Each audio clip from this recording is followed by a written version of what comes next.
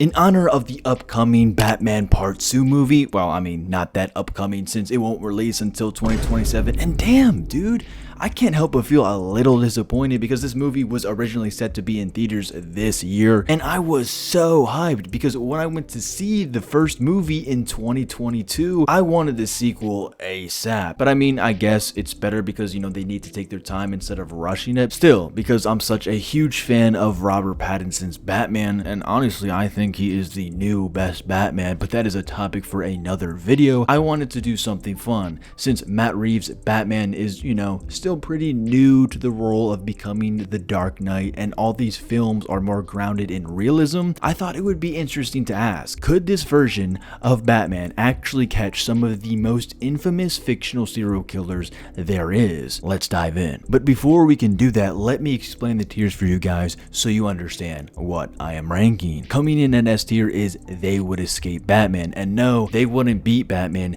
they would just escape Batman. Because I'm not gonna lie, no serial killer is actually going to beat Batman from this list, but since this is a if the Batman could catch these killers, we have an S tier rank for if they could escape Batman. And a thrilling chase would mean this would be such a good chase, and it would be pretty hard for Batman. Well, not really hard for Batman, but nonetheless it would just be very interesting to see. But in the end, Batman still wins in this tier. It would take some time, which means it would take Batman some time, but honestly it would be pretty easy, and they get thrown in jail in like 1 hour. Dude, this is just completely easy. Why are they even on this list in the first place? And coming in first, we have Dexter Morgan. So now we get to talk about my goat, the Bay Harbor Butcher. And Dexter, right off the bat, is one of those serial killers that isn't just some joke. Like he actually knows what he's doing when he's hiding from the police. Now, here's the funny thing. Batman doesn't really work like the police. In fact, he doesn't work like them at all. But I mean, yeah, he does work with the police, but not like them. Like, you wouldn't catch Batman filing reports, waiting for warrants, or even tied down by procedure. Like, this man does everything by himself. He's a vigilante. Like, Batman literally looks for clues the police miss and then follows trails that normal investigators would never even notice, because this is the Batman we're talking about. But that's what makes him dangerous to someone like Dexter, because while Dexter knows how to avoid the system, Batman isn't the system whatsoever. He's an entirely different kind of predator. But then again, here's the thing. This is still early in Batman, and in the Batman 2022, he's more of a blunt instrument. Bruce is still learning to put the bigger picture together, and while he's still good at what he does, he's not yet the best world's greatest detective that he is in, like, I don't know, the Arkham games or something like that. Meanwhile, Dexter is a master in blending in and understands investigations from the inside out. But then again, when Batman does catch him, we do have to ask this question: would he actually let Dexter go? Because Dexter is essentially just like Jason Todd, and I know in this movie Jason Todd isn't in this universe. I don't think he would let Dexter go because, you know, he still kills people, and Batman doesn't like people that kill people.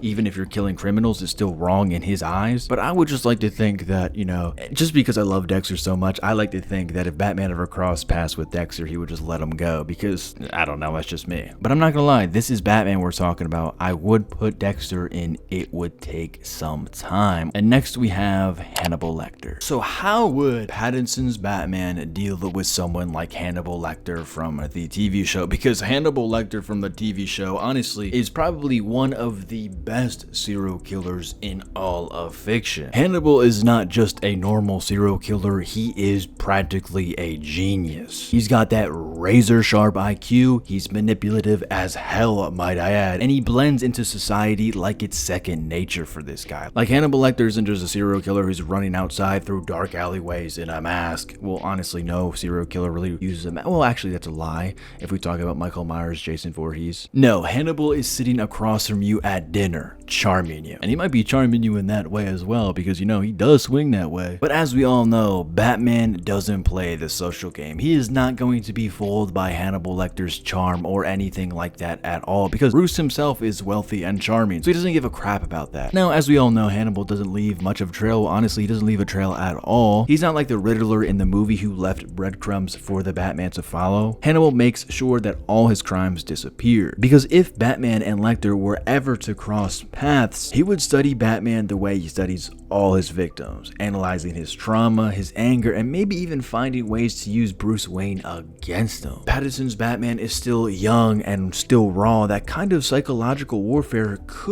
might actually rattle him, but I do still think that Robert Pattinson's Batman is still catching Hannibal Lecter, but I do think that it would be a good show to watch. And next we have Michael Scofield. Let's talk about someone who isn't a serial killer, but still one of the smartest TV characters out there. Like seriously, this guy is very smart. Now, Michael's game isn't violence, it's just all strategy. Like this man literally tattooed an entire prison escape plan onto his body and executed it perfectly step by step without anyone realizing it until it was too late. Like this guy went up against the elite, by the way. Like this guy is on another level in my opinion than Robert Pattinson's Batman. And honestly, I feel like Michael Scofield would actually escape the Batman at this level. And then again, this is just a reminder, if it was Arkham Batman or something like that, comic Batman, he would 100% catch Michael Scofield. But since we're talking about Robert Pattinson's Batman, with the information that we've been given from the first movie, Michael Scofield will 100% escape the Batman. And next we have Joe Goldberg. Now, Joe Goldberg also happens to be a stalker, but nowhere near Batman's level at all. Now, Joe is dangerous in his own way. I wouldn't really consider Joe Goldberg to be a dangerous person. Well, he's a serial killer, so by definition he is dangerous. Now, I'll give him this. He is clever at blending in. Like he knows how to follow people without being noticed, and he's willing to go to extreme lengths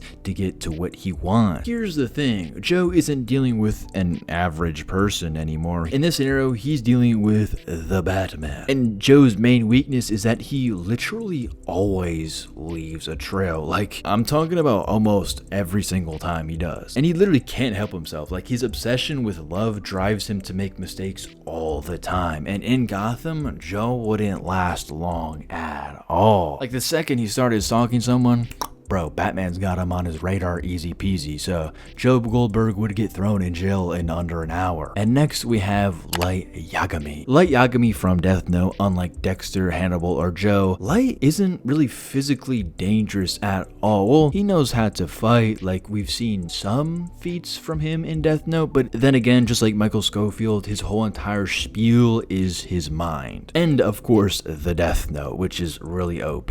Like just by writing a name, he can kill anyone instantly, no matter where they are or no matter where he is. And you also might say, dude, Bruce Wayne is essentially the face of Gotham. Well, he's not essentially, he is the face of Gotham. Light would beat him easily. Bruce Wayne is in the newspaper, TV, literally everywhere. Now, sure, but Light wouldn't automatically connect Bruce Wayne to the man in the suit. That's also what we have to notice, especially this version of Batman, who is still very young. So basically, to Light, Batman would just be the Batman. And Pattinson's Batman, while smart, is also still inexperienced when it comes to opponents who fight with pure intellect instead of obvious patterns and breadcrumbs like we saw in the Batman movie with Riddler. So honestly, if Light never figures out Batman's identity, Batman eventually wins in this scenario. But if Light ever did connect the dots and he somehow uncovered that the Batman is Bruce Wayne, it's game over. What do I do with Light Yagami? Because I do not think that he would kill Bruce Wayne. I would put Light over Hannibal Lecter. And next we have Anton Chigurh. Now here's where things also get interesting, because Anton isn't afraid of death and he doesn't run like at all. This guy will come for you. Now you might be saying, why would you even say that Anton isn't afraid of death when Batman doesn't kill at all? That makes him one of the few people who can actually face Batman without fear, because let's be real,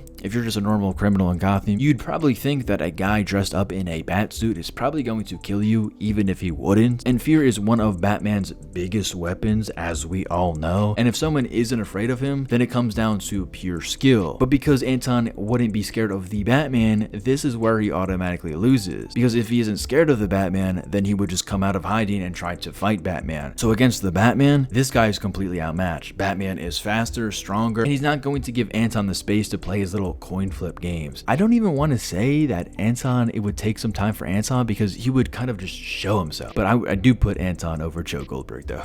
And next we have the Trinity Killer. Our good old boy, Arthur Mitchell. And let's be honest, this guy is one of the scariest serial killers in fiction because of how normal he looks on the outside. But hold up, wait a minute. The cops couldn't catch this guy for years. I mean, Frank Lundy was investigating the Trinity Killer for decades even and still couldn't catch him or even figure out his real killing pattern because he thought he killed in threes but actually he killed in fours. And if Dexter Morgan can find out who the Trinity Killer is and even find out that he kills in fours, Batman can definitely do that because it's just like Dexter, Batman is a vigilante. So yeah, if Dexter Morgan can beat him, then the Batman can beat him. So he put the Trinity Killer under Batman. Oh, I'm not under Batman, under Dexter Morgan. And last but not least, we have Jack. Now, Jack from the house that Jack built. And if you've seen that movie, you already know that this guy isn't like the other killers we've talked about. Now, Jack isn't just a killer. He's kind of like an artist in his own mind. He doesn't just murder people. He kind of just stages them, photographs them, and basically treats each killing like a masterpiece. To sum it up, he essentially wants the world to see his work. Like, he's so obsessed with leaving a legacy that he practically leaves Batman a trail to follow. Now, it wouldn't be easy at first. Jack kind of has this almost cartoonishly luck. He kills impulsively and his crime scenes are pretty chaotic